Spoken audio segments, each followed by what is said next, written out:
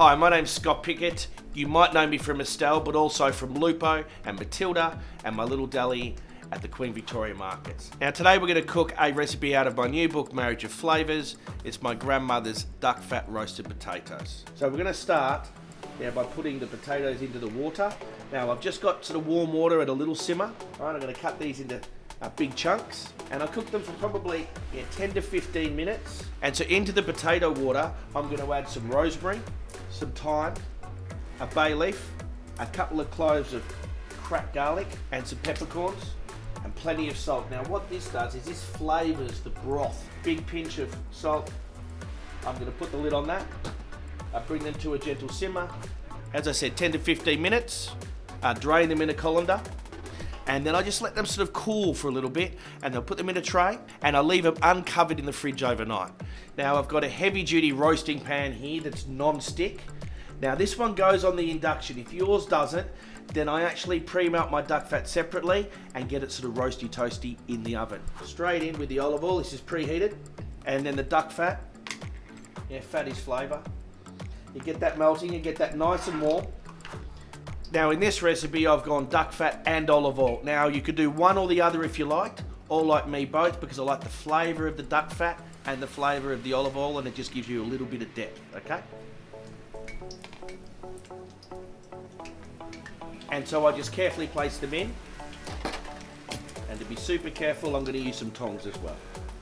There you go, that just breaks them up for me too. Now I can hear that starting to sizzle.